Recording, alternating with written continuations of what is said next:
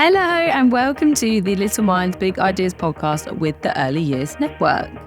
This week we are going to be breaking down one of the chapters in 7.5 Lessons About the Brain by Lisa Feldman Barrett. I was thinking I will hold this up and then I realised audio podcast. Well, we've got the clips on YouTube, but so if you'd like to see what the book looks like, head over to YouTube. I just thought to myself I was going to show it to the microphone and I was like, this is audio. Someone listening in their car is going to be like, I can't see this.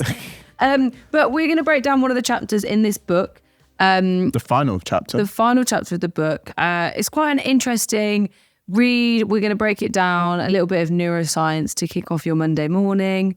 I'd argue it's a very interesting read, not quite an interesting read. It's a very interesting read. Because otherwise, why are we talking about it on a podcast? Very true, very true. But it's sort of bringing all those components and looking at the brain and linking it back to early years. Do you know what?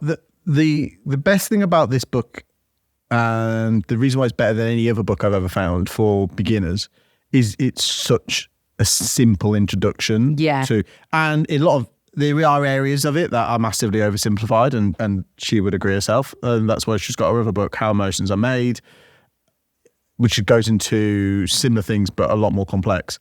And then you could go even further into complexions. I mean, I saw one person absolutely slate this book online because it wasn't talking about some quite complicated areas of neuroscience and some really fundamental areas that if you are into that type of thing, you will understand and talk about.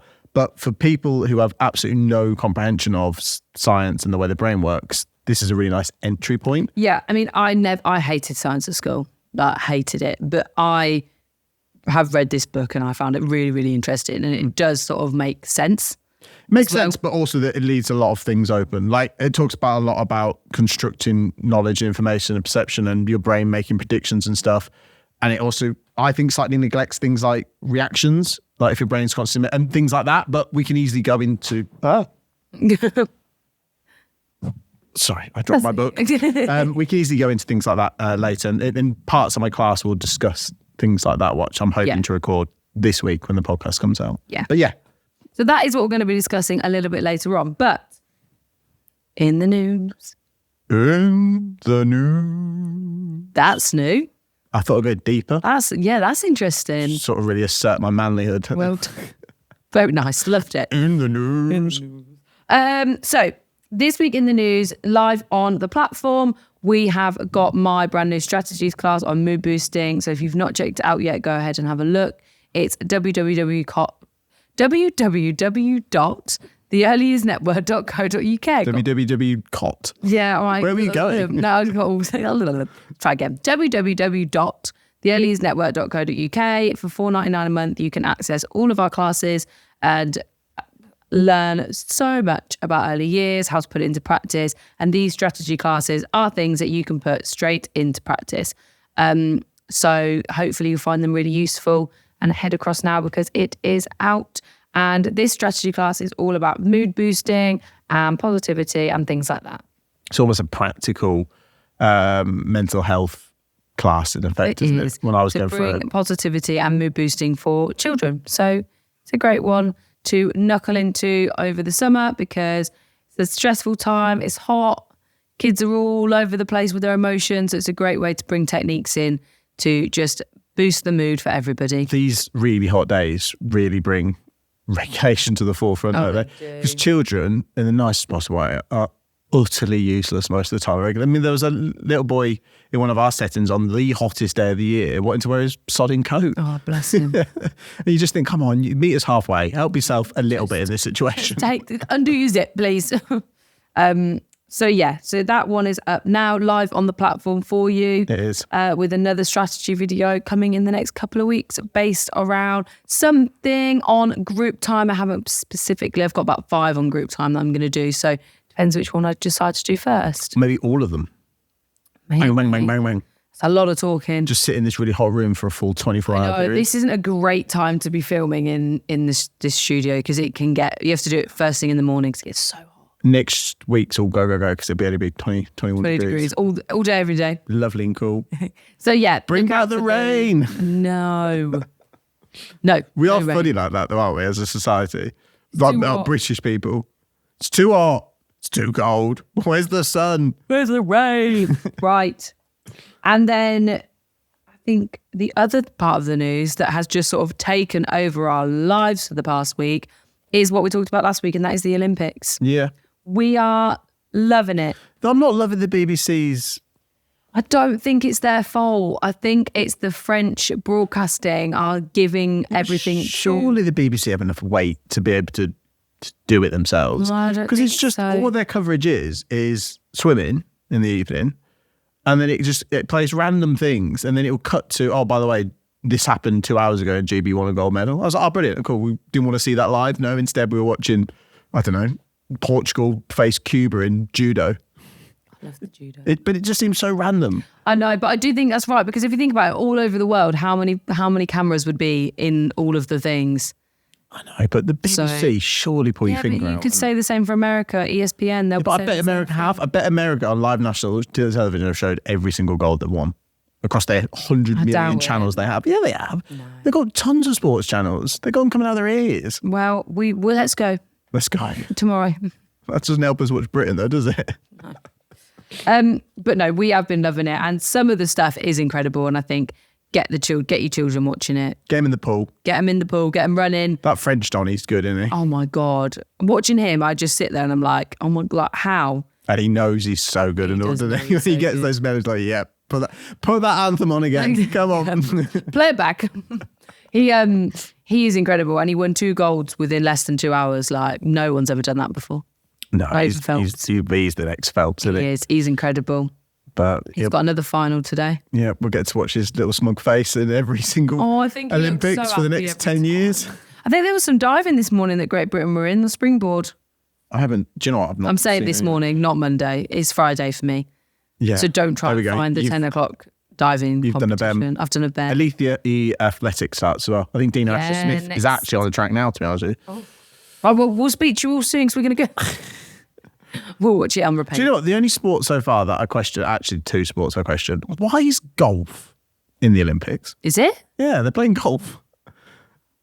I can't get my head around why is golf, and to be honest with you, to a degree, like why is tennis in the Olympics? I think any sport where the pinnacle of the sport isn't the Olympics shouldn't be in the Olympics.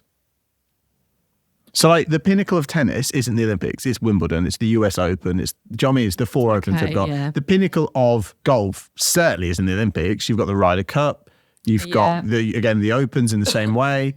Even basketball shouldn't be there. Like the 3-on-3 I get, but the basketball itself, like the Olympics is, but then again I guess it is the pinnacle of an international tournament. Yeah, so I kind of understand that more ridiculously. But yeah, like, and again football. Come on. Gives everyone a chance to represent. But there's so much sport on at the moment. There's so much football. Do they really need to be playing the Olympics? Yeah. Like really? Yeah. You've got the Euros on, the Copa America was on, the Premier League season starts in like a couple of days. Like we don't really need to be playing the Olympics right now. It's all the sport, Ben. I love sport, but get rid of that and let's put something else in. Let's put, I don't know, toilet training in there or something. That I wouldn't want to watch that on TV. That's so messy. No, thank you. Or whatever else we could put in from an early years perspective. Right, come on. So that is in the news this week. Not a lot of early years news this week. Not a lot of and I refuse to talk about politics anymore. So yeah, for a little while. We've sort of avoided just moaning about we've done the election and everything now. Let's just leave that alone for a little bit. We're going to rinse the Olympics until that's done. So you got one more week of it. The thing is, there isn't just genuinely not a lot of news at the moment. It seems to be, it's that time of year, isn't it, where a lot of people are going on holiday. School leavers are all now starting to leave. You're doing your graduations. It all feels like it's just coming to an end a little bit, and not in the same way schools do, because obviously we stay open the whole period. But it just feels like we're heading wrapping towards up September now, doesn't it? Yeah, and even though we don't close, September always feels like a fresh start. It's because it's just ingrained into you, though, isn't it? New academic year, processes, you lose a lot of children. So it sort of is that fresh start. You've got a lot of children at this time now who are ready to go to school. Oh, 100%. So when you then get to that September, it's quite nice. Oh, if you've not watched the video with Ruby and B, it's on YouTube. Go and check it out, the podcast, because if you only listen to us on your streaming services, you might not have seen it. I have put it out on, it is on. Oh, you have put it on? You don't normally do that. So no, I know, but this one from auditory point of view, was the best better. we've ever had. Okay. So like the previous ones, it like butchered people's ears if you listened and only listened to it. So, but no, this one actually from an auditory standpoint was all right. Oh, so okay. It So has gone live. If you didn't spot it, we had a bonus episode last week with Ruby and B, their final podcast with us because they are off to big school. Oh, gonna miss the girls. Been quite a journey with those. It has. So for context, Ruby and B have been with our settings since they were Ruby definitely under 1. I think she was 8 months old when she joined our settings, and she's off to school. So it's crazy. She's a big girl now. She's a big girl. So have a listen. And actually, funny enough, we listened to the first one back. Yeah. And the confidence, the speech and language that's come out there, understanding their ability to sort of concentrate was just... Well, I did a little video last night because it inspired me from watching those where you talk about children's attention and concentration. And I always go back to the analogy of talking about the lamplight versus a spotlight, because when you're a child, when you're a very young child, your attention mimics that of the lamplight. You know, like when you go to caves and stuff and you have that, and it's indiscriminate. So the light just hits everything, doesn't it? Whereas when you have a flashlight, or even better description is, you know, the desk lamps that you focus and it cuts out light. It focuses it purely on where you're pointing it. Same with a flash torch to a degree. That's the difference of how attention develops. And some adults less. They have less of a focus for whatever various reasons. But as a whole, children, and you see it in that first video with B and Ruby, you can see them just like taking everything in. And that's why they really struggle to concentrate on what you're saying, because everything around them. So funny, because when you look at the space we're in now compared to the first one, the room was empty. Yeah. The room was completely empty. It was a table. The camera was obviously there. But now they came in, there's a brand new sofa. Yep. There's all the lights and everything, and they're just so much more able to focus on what we're saying. There's more little trinkets and bits and bobs in here now than there was ever before. Yeah, the only thing they got distracted by was the tiger. And they actually right at the end brought that into conversation as opposed to were distracted by it. Yeah. And that just shows you, even in that little instance, how attention and concentration with it develops. It's fascinating, because then it'll go even further, because if you ask them now to sit down and concentrate at a desk or something for ages, they wouldn't. It would take them a few minutes and that would wane. But that then will build up and build up and build up. And it's just fascinating to see it. But if you've not listened to that, it is a lovely listen. And because they're going off to big school. You have to figure out what we're going to do for specials in the future. I know. Well, I've already spoken to Ruby's mum. I need to reach out to B's mum, but I'm thinking another Christmas special. Bring them in. Bring them back. They'll be off school for Christmas. And I think they would, if they still remember, they'll jump at the chance. They definitely would. It was so cute when they asked them what's their favourite thing from nursery. And one of them was the podcast. I just think it's going to be so funny when they go to school. Oh, so what did you enjoy about nursery? Podcasting. Oh, it was funny though. So Ruby is gone now. She's left. She's broken up for her summer. And I went to say bye, and I went down to the nursery and I said, oh, where's Ruby? And B shot up and she went, what are you going to do with Ruby? As if to be like, you don't record another podcast without me. Can't do it. Yeah. And I was like, I just want to say goodbye. She was like, oh, okay, that's fine. So cute. So yeah, if you've not seen that, give it a little listen. She's a busy girl, is Ruby, though. You've got Spain, Cornwall. Camping. Yeah, but we've got B for another few weeks, so it's very exciting. Maybe get her on a solo podcast. Oh, she would love Start some drama between them. She would absolutely love that. Bless her. Right, come on, let's get into it. Okay, so the chapter we're going to break down so the book again is 7.5 Lessons About the Brain, and it's by Lisa Feldman Barrett, and it looks like this. We've done this. And I'm just checking to make sure people know. So if you want to find the book, have a look. And the last chapter that we're going to focus on, so the 7th lesson, we're going to focus on the 5 C's. So the 5 C's as a premise relate to something that she refers to as social reality, which sounds like we're getting very sci-fi in here now, doesn't it? But basically, a social reality is what makes humans, one of many things, but one of the biggest things that makes humans incredibly unique in comparison to dogs, cats, cows, pigs, because we have this ability to create this social reality. And what am I talking about when I talk about a social reality? Well, everything that we participate in as social norms and stuff is part of this social reality of this world we live in. Like, for example, currency and money. doesn't really have any meaning other than what we give it meaning to. The one that she talked about that blew my mind when I really thought about it was like borders. Yeah. Like that border control in an airport. Yep. Like there's nothing actually there. There's no physical line. There's nothing that actually says you're crossing the border. We've put that there, and we have to stand and wait and get checked before we cross the yellow line. And when I thought about it, I thought that is so true. Like we've created that. It's also, and she talked about a day off the top of my head, 1877 or whatever it was, when it went from 13, 14 British colonies into the United States because we lost the War of Independence, whatever. And it can just switch at a moment in time. You know, when we defeated Germany in the war, and then suddenly parts of Germany and the rest of the world are all carved up in different land borders were created. Like land mass as a whole and the borders we give them are not actually there. But also relatively new, like incredibly new, actually. If you think about how old the Earth is, you're talking millions and millions of years. And then you think about these borders have been around for a few hundred years. Do you reckon the dinosaurs had to split the world up? Yes, they did. Have you never seen a dinosaur passport? Do you reckon they were like, Velociraptor territory? My name is Timmy the Dino. Although, watching The Lion King. It's not real, though. Yeah, but exactly.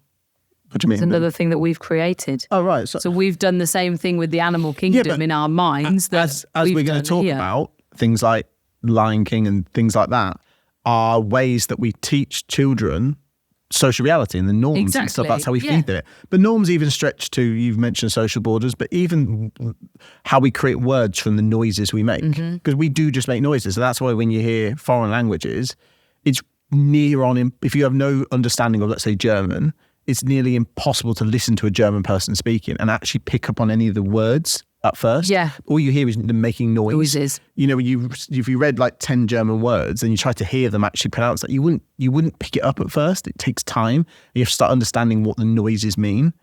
And so it's just fascinating when you actually strip back the world that we live in, and every little thing that we take for granted as, i.e. a social norm, is just fabrications of our existence pretty much. Yeah. But that's what separates us from everyone else, because our brain has the ability to do that. I mean, if it didn't, the world would be chaos, and we'd probably have gone extinct by now. Yeah, probably.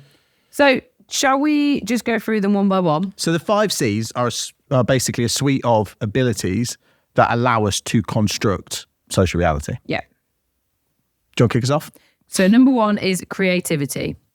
So the first thing that our brain is able to do is be creative, and allows us to be creative. So for me, we've kind of broken this down. So I'm going to sort of look at this from what does it look like in early years, and can we recognize these 5 C's? And Ben's going to talk a little bit more about the science. Yeah, I'll drag the boring bit along with us in the conversation. So in terms of creativity, I think when we think about creativity in early years, we go for our creative spaces. So we have imagination, construction areas can bring creativity, and it allows children the opportunity to actually bring those imaginations to life through materials and through resources. So we give them access to lots of different creative tools, pens, pencils, paints, glue, scissors, sparkles, etc.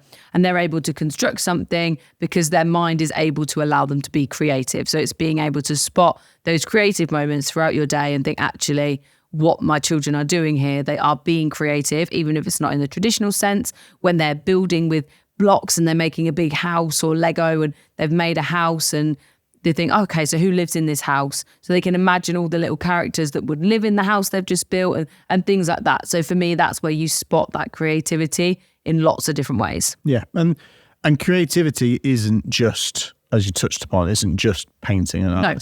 The actual most creative thing about a human being is, again, like you said earlier, we can create land masses, we can create borders, we can create, let's say, if I said the word vehicle, immediately you associate a vehicle as a car, a plane, a boat, all these different things that physically look so much different.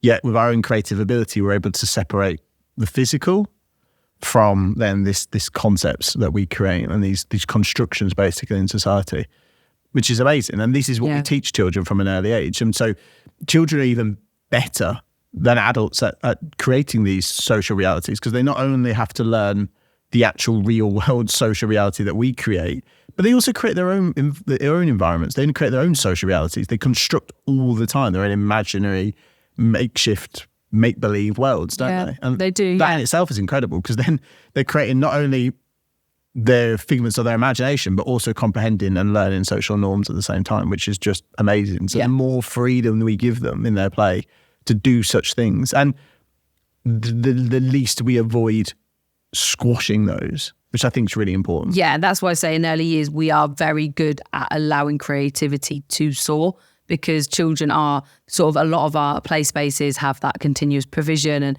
access to resources, and we're able to allow children the space and the time to be creative. It's not squashed as such. I mean, an example from this week that I remember, in one of our outdoor areas, we've got sort of a table with a mirror on top, and we've got these little like gemstones things, and 2 children were using the gemstones to line up on the mirror. And the educator, every day when she does it, is she uses the different colours and makes a rainbow. So she's able to, like, she does that every time she uses that space, she said, because it gets them thinking about colour, shape, space, and all the things they can create. The 2 children then decided to make trains, but then they used the stones to join the trains together to make it even longer, and then decided to talk about where their train would go. So where were they going to take it? So they were able to use the resources they had, and there was nobody telling them what to make, how to make it. The educator just throws something out there every day for them to build upon. So the rainbow stayed at the top because it was in the sky. And then they built the train at the bottom and a track and things like that. So it escalated and snowballed, and they created this reality on the mirror of stones and gems and things that sparked creativity and imagination, and it just went further and further. And I think that's something that we're really good at doing in early years, because we don't often stump that learning opportunity. Children are able to keep it going and keep moving. And the functions from a brain point of view behind that are incredible. So you're developing the attention, concentration, you're developing that process of being able to construct meaning and to develop an understanding of wider society. And use resources for something that they're not. Yeah. The best book for that is, I think it's called It's Not Just a Stick, or It's Not a Stick, or something like that. It's got a pig on the front, I'm sure of it. I'll find it. And it's about how you can use a stick in so many different ways. Yeah, but that's what this conversation is all about. Yeah. It's all about understanding the human beings having the ability to separate physical and the actual function of something. Yeah. So you look at a stick, and a dog would see a stick. Well, actually, it wouldn't even see a stick, because it wouldn't have the ability to associate something physical with a word. They don't have that ability. They can learn commands, but that's different. Whereas we can see a piece of wood and label it as it's a stick, but you could also label it and see it as a wand. Yeah. You can label it as et cetera, as a shovel, million things. Whatever, yeah. And it sounds like you're being really patronising in saying this, but that's incredible. Oh, God, yeah. The fact that human beings have that ability, and children can take that even further. Yeah. But because they're not embarrassed to do so. Yes. And that's really important. Because they're learning that imagination skill. So that's creativity. Mm-hmm. Number 2 is communication. And this is something we focus on a lot in early years, that communication and language. It's one of our primary areas. But for me, I think it's really important that we understand that communication isn't just spoken words. So we have the communication through language. Yeah, we want children to learn language, but it's not even always learning to speak the language. It's understanding the words as well. And this plays into the next few C's that we've got as well. Yes, it does. Yeah. And I think that for us in early years is that when we focus on communication and language, yes, speech has a lot coming into it. Of course it does, but it's not everything. Symbols, pictures, timelines, routines, sign language, things like that come into communication. And pointing is a first step of communication, because giving children a choice at snack time, would you like milk or water? And they just point, and we say, no, tell me. They have told you. They have communicated that with you. So you don't need to always have the language and the spoken word to come out in communication. It's how that child and how the individual communicates with you. Yeah, spot on. I mean, communication is a foundational piece of being a human, because it's how you share, like we keep talking about, societal norms. It's how you share that information that unlocks understanding. It's how you share, and children get the opportunity to practice and understand how sounds formulate language. it's the bread and butter of everything we do. And the next 2 C's that we're going to come on to now as well, formulate to create a 3C package. Yeah. A little 3C sandwich. One thing that I saw a parent of a neurodiverse child say online was, just because my child is non-verbal doesn't mean they're non-understanding. Yeah. And I think that's really important, because they can, even if you are non-verbal, adult or child, it doesn't mean you don't understand, and it doesn't mean you don't communicate. Yep. Because they will find their own ways to communicate, and we support them with that, and we then understand their communication as well. And it works both ways. Yeah. Because you can still participate in society without, it makes it a hell of a lot harder. Yeah. And there will be some elements of a learning gap along the way in some way, shape or form. And it could be probably really frustrating for that individual. Yes. Absolutely, 100%. But yeah, absolutely, still partake. They can still communicate with others, even though if it's not through spoken word. Yeah. So yeah. 100%. The next one is copying. And for me, when I thought about this one, it's all about being social learners. Yeah. And I thought back to the episode that we did a couple of months ago, weeks ago, God, I don't even know, all about social learning and how that we learn through copying each other and learning social norms, like we talked about, through that communication, things like that. But for me, copying is that human beings are social learners, and bringing it to early years, that role modeling. Yeah. What we do every day, and we role model for children, and we are able to support them to learn new things because they are social learners and they'll learn from copying you. And it is basically, that's what we do in terms of early years, is showing children that next step and challenging them and supporting them through it. Yeah. Role modeling is, alongside communication, is probably the most pronounced and most efficient way of wiring children's brains effectively. And it's same for adults as well. It doesn't stop when you become an adult. You know, you can enter an environment that's foreign to you, whether that is a foreign country, for example, or a society that's new, or a new job and stuff. Yeah. And you will learn tricks, and you will learn things that make you fit in through copying people. And yeah, you can name it role modeling, you can name whatever you want, but you will effectively do that, and you'll do it in ways that you don't even realize. We do it for social acceptance, we do it for survival, we do it to learn and to fit in. And again, that comes to social acceptance all the time.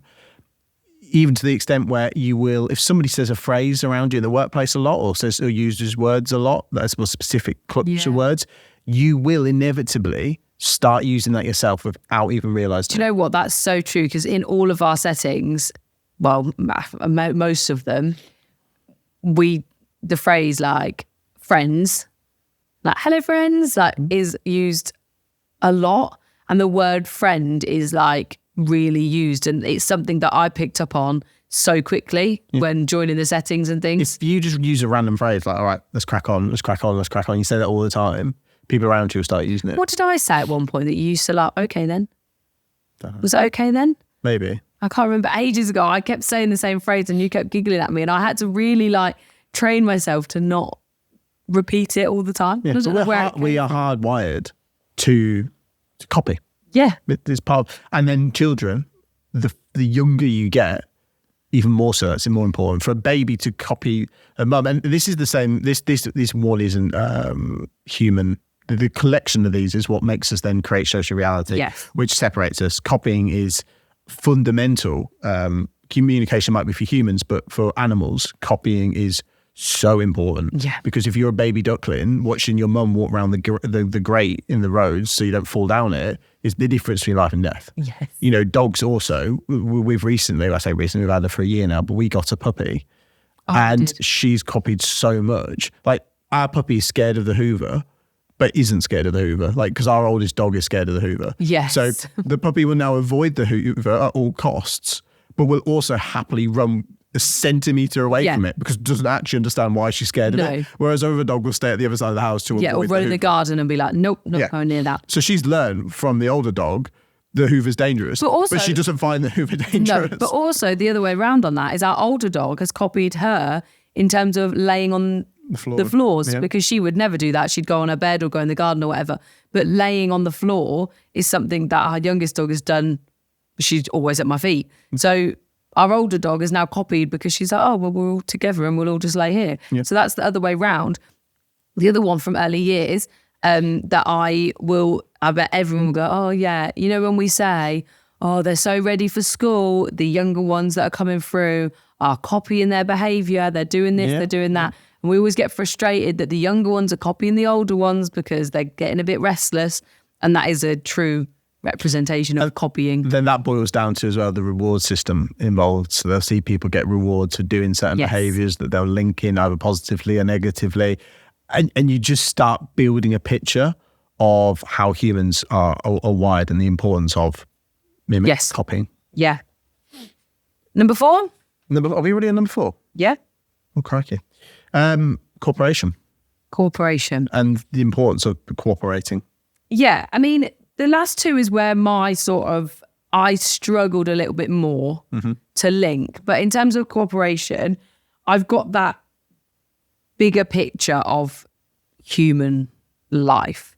So it's that cooperating with the people around us and working together. And all accepting our version and strands of social norms and social reality. Yes. Otherwise, the whole thing doesn't work. And I think for me, it's, when I think about early years, it's teaching children the skills of teamwork and that everybody's different and cooperative and we want to work together, things like that. It's that acceptance, really.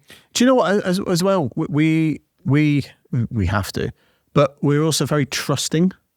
You wouldn't actually associate human beings with trusting, but we are. We trust that other people are going to do their job. So then when we go to a supermarket, there's food there. We're so trusting. We don't even grow our own food. Yeah, it's a primal need. We have to survive. Yeah. We are, as a society, are so trusting that people are going to participate in the social reality that we're all signed up to. Yeah, that's very true. We're so vulnerable. If you think about very true. Our primal needs of water, food, shelter, we just trust other people to do it. Someone else builds our house. Someone else owns our house, like, unless you paid off your mortgage. Do you know what I mean? Like, we're so trusting in that sense. We get water because we open up the tap. We have no other access to it. That's very true. You go to the supermarket, like I said, and you're expectant there's food there. If suddenly people stopped playing the game and stopped partaking in the reality that we've constructed, good luck. Because it'll be anarchy. That is so true. I never thought about that. But we all play the game. Now, the game is different depending on how far you stray away from home, and we then start talking about these land masses and borders that we create. But effectively, the further you are geographically away from where you're born, the game starts to change. Yes. So if you go to other parts of the world, it's not entirely 100% different, but it is slightly different based upon history, experiences, access to resources then, et cetera, et cetera. Like, the people in the center of Africa are a lot more individual, but in their own way, their group and their community will be different in different ways. Then I'm going to be completely naive to that. So it's fundamentally really, really interesting. So that's cooperation in terms that we are all working together. And we quickly indoctrinate children into that way of thinking and that understanding of how life is. You talk about shops all the time in early years and going to the supermarket and doing bits and pieces like playing shopkeeper. Like, really, really quickly, we integrate them. You know, the films and stuff that children watch and the TV programs they watch all talk about the importance of being a member of society and participating in our version of what society is. It's just fascinating. Yeah, no, it's very true.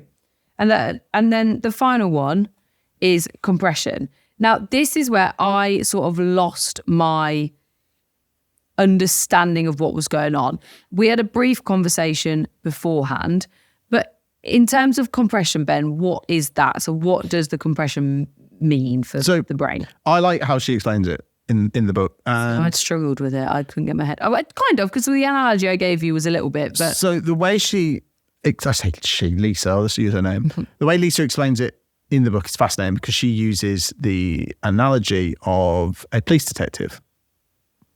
Yes. So when you're... Sorry, I'm listening. I'm just processing. So when you're a police detective and there's a big case and you've got to take witness statements from 30 people, those witness statements will all have a degree of variation. Yes. The colour of the car, the getaway car will all be different, timings around it, description of the suspect, what they're wearing. Like, it will all have variance within it. What they have to do then as the detective is take all that information, and the police chief doesn't want a report with literally word for word of all these 30 witness things, you need to summarize it. You need to break it down and present from these 30 witness statements an A4 piece of paper, for example, detailing what the hell has gone on according to these reports. Yeah. And from that, then you can summarize and then make other decisions based upon action and understanding from that summary. Yeah, you with me? I'm with you. I'm still here. Yeah. In a quite a rude way, the brain acts in a very similar way. The brain brings in information and data all the time. Like that's what your brain's doing from your sensory data, sense data as they call it. So when we talk about sense data, you've got interoception, i.e. sensing what your body is feeling at the time, and then you've got the really obvious ones: sight, smell, taste, sound. There's more, but that's what's constantly going into your body and providing you with information. Yes. Okay, you with me so far? I'm still here. I'm still with you. So then how that works in the brain is it starts from the very smallest neurons that then fire that information, and it goes from the small neurons to the big neurons. Yeah. The bigger the neurons, the more connected they are across the body. Yep. Your brain does a similar thing to what that police detective does. It takes those minute pieces of information from all this different sense data, and it doesn't then circulate that all around your body. Because remember, the primary focus of your brain is to keep your body alive. And there's a certain amount of energy you have, and it's all about body budgeting, which this book does talk about. So your body doesn't want to waste energy sending information around that doesn't really need to be sent around. Yeah. So what it will do is when this information goes from small neurons to bigger neurons and goes up the scale, it will break that down and summarize in the same way that police detective will do so. So you're compressing the data, quite literally. When you compress something, that makes sense. Shrink it, don't you? You make it more smaller, I guess is a really bad word, but you compress it. So it becomes from something big to you compress and in it goes. Okay, so that your makes sense. brain is literally taking that data and just cutting away the bits it doesn't need in a very rude way of putting it. We on board? I'm with you. So then what does this do? How is this beneficial? So at that point, it then enables our brain to think in abstract ways. And this is sort of what we've been talking about the whole time. The brain has the power of abstract thinking. So it can look at, again, what she uses as an example, it can look at a bottle of wine, a watch, flowers. Now, all those three things as objects are incredibly different and pretty much don't share any reality. Yes. To an animal, they're all vastly different things, whatever. But to us, we can look at those three things and see them all as gifts to celebrate something. Yes. And that is a concept. And your brain is creating concepts all the time because it can take large volumes of data, sense data, and then extrapolate it, summarize it, and boom, create something else. And that is abstract thinking. You're being creative. And then suddenly you actually realize with these 5 C's, it's just one big circle. Yeah. So once we talked about thus far, then you compress all this information and data, i.e. you're thinking in a creative manner, and then you utilize the other 3 C's, which were communication, copying, and cooperation. And that is how we spread the reality that we formulate and this creativeness. They all interlink and it's just one big circle. And it's absolutely fascinating. Yeah. And we could go on much more into the science of how this works, what the neurological processes are, but that's available over in the classes to come. And we'll talk about more of tricks and tips and why it's beneficial for early years. Because I do think it's really important. I do think as human beings, we should have a deeper understanding of what we do, how we learn, because I think fundamentally it's really important for children. And the more you learn about it, the more you start to learn actually the key primary things that we should be focused on in early childhood development is less about can little Betty write Betty? Is that really that important at this stage of 5 years old? Yeah. Or are there more fundamental processes and learning involved that are far more important for the survival of at this stage? And not just survival, but for being a really, I don't want to say good human being, because good's not the word I mean, but functioning human to really have a highly complex and powerful brain. Yeah, I think is the best way of looking, because that's what we all want. That's what humans are. That's the benefit of the human race. Yeah, no, you're right. Yeah, I think I hope everyone's found this chat quite interesting. I think it was quite nice for us to do something a little bit more focused on neuroscience. We've not really done much neuroscience recently. No. But like I say, this book is a great introduction. It's really easy to read, and it's really easy to understand. And yeah, we really enjoyed it, didn't we? Yeah. Well, I think, like I said, I think it's a really fundamental lesson to do it, because it even goes further than just what we talked about. Being able to think creativity, like we spoke about earlier, is literally we take sounds. Like right now, I'm just making sounds. But we all understand what you're saying. But over time, we've developed this ability to communicate, and it itself is incredible. And then how we can then bring that down into early years and constantly try as a race make ourselves better. Not as a race, but as a collective human being society is probably the best way of phrasing it. How we can make ourselves better and better and better and better and constantly advance what we're doing. And then how does that trickle down to the day-to-day of what we do? And I think that's what we're going to try and do on the Early Years Network. A lot of our classes, you'll now start to notice I'm presenting science and information, and Emily will integrate that with a lot of strategic videos and strategies of how we can take this knowledge and then present practicality day to day. I think over the next 12 months, that is where the network will sit, and how we'll try and intertwine as simple as to understand science and at the same time.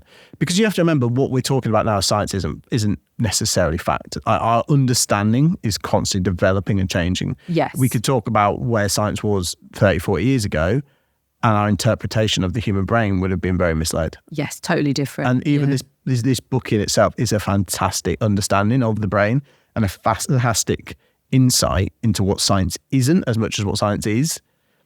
But in itself, it's not complete. No.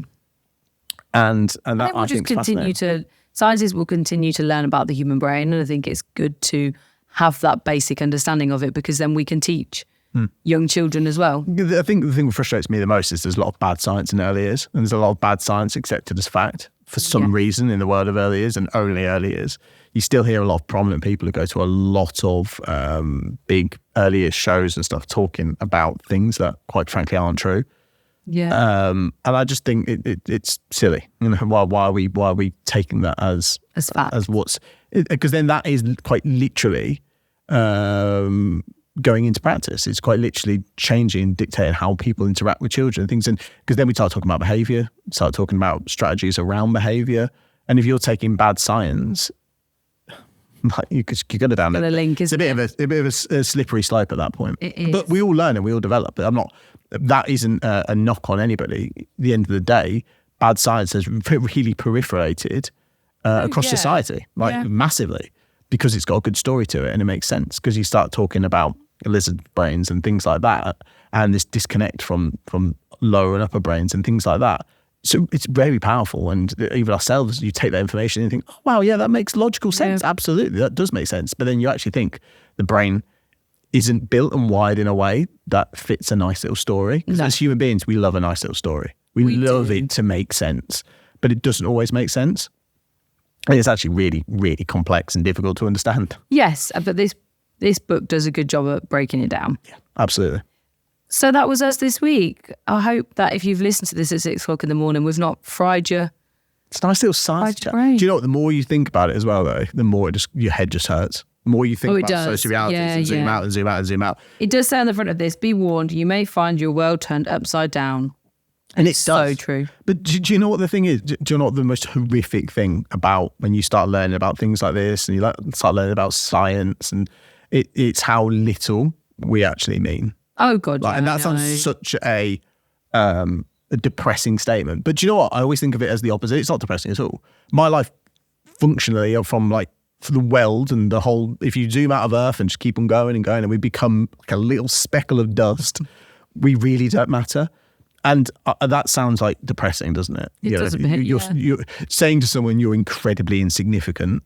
It's not nice. It's quite upsetting, isn't it? But actually, think about it the other way. What it's actually saying is you have a certain amount of years on this planet, and that's it. Don't waste Reincarnation's not a thing. Like, I don't mean to offend people, but generally it's not. And You have one life. You have Yeah. one shot on this planet, however long it is. Just make the most of it and try and be happy as much as you possibly can be during those times. So many people, I hate Mondays. That means you hate a seventh of your life. That's really shit. And then if you hate Tuesdays as well, that's 2/7 of your life. You're getting close to like half of your life you hate. Like, It's very true. like it's so short. It goes like that. Yes, it does. You think when you're at your young age, and we're talking about early childhood children, they live forever and they'll never die, etc., etc. But harsh reality of the world we live in is it's really unfair and it's really shit. Yeah. Just make the most of it. Yes. No, I agree. Very So true. if you've learned anything from this scientific lesson it's have a smile on your face and enjoy life. Yes. Get the most of it you can, because tell the people you love that you love them, and just try and do things that make you happy. Exactly. No, very true. And I think that's a lovely way to leave this podcast. And we will see you next week. Well, indeed. Much love. Bye. Bye.